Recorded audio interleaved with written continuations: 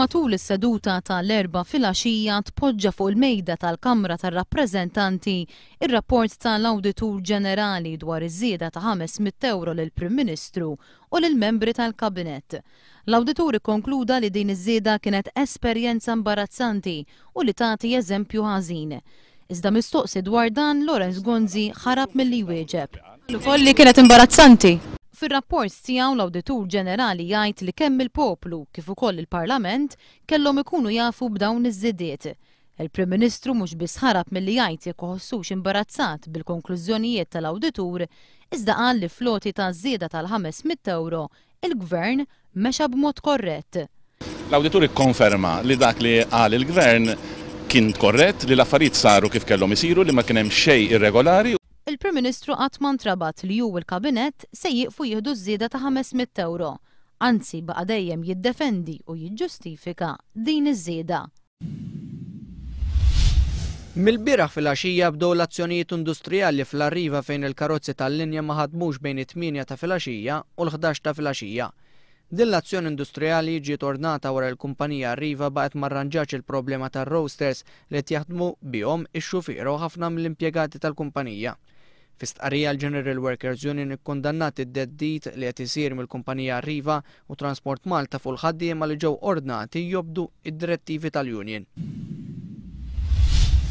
Fil-budget ta' nhar it-tnejn li għadda l-Gvern ħabbar li b'effett mill-ewwel ta' Jannar se togħla t-taxxa ta' reġistrazzjoni fuq l-emissjonijiet għal karozzi Euro 1 sa Euro 3.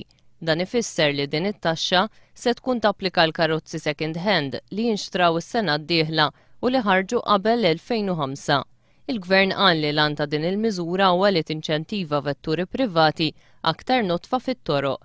Fil-budget ingħad li t-taxxa ta' reġistrazzjoni se tibda tinħadem fuq kemm tkun kbira l-magna, kemm tkun tħammeġ it-tul u l-valur tal-karozza skont il-manifattura.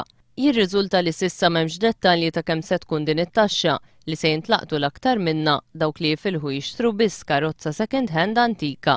Is-sena li għaddiet dawk li xtraw karozza second hand antika kienu jammontaw għal 19%. One News ċempel il-freephone tal-Gvern biex jistaqsi kemm se tkun din iż-żieda iżda ma kinux jafu. Mill-Budget Helpline għalunna biex inċemplu Transport Malta. Jekk tixtri karozza second hand hija iktar antika mit-2005 se tkun ħatħallas ħafna liċenzji tagħha. Ma ħajħorġux ir-rati jew dak il-Transport Malta. Transport Malta ddewnant id-Dipartiment tal-Liċenzji. Għalissa għadna ma ġenix informati fuq l-updates tal-budget għallunna suppost l-axħar tal-ġimgħa ġifieri għada bejn u għada. Naddik forsi ma' dipartimenti ħor tal-liċenzji biex forsi huma ġew iktar informati qabilna. Iżda bqajna ma ngħatajn ebda tweġiba.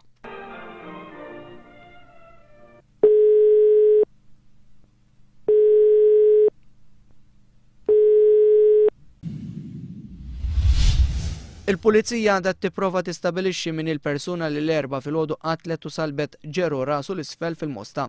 Fl-aħħar sigħat sar magħruf li l-kalligrafija fil-messaġġ imħalli kien l-istess kalligrafija tal-messaġġ imħalli f'każ simili x-xahar li għadda.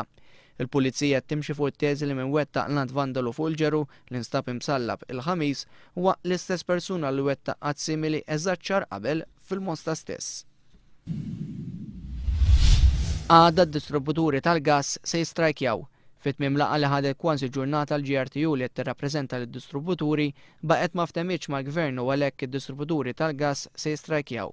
Jirriżulta li d-distributuri qed jitolbu li fuq it-trakkijiet tagħhom ikollhom sistema ta' multi-flat. Dan ifisser li fuq it-trakkijiet tagħhom iġorru ċilindri taż-żewġ kumpaniji kemm tal-Liquigas u anke tal-Easy Gas.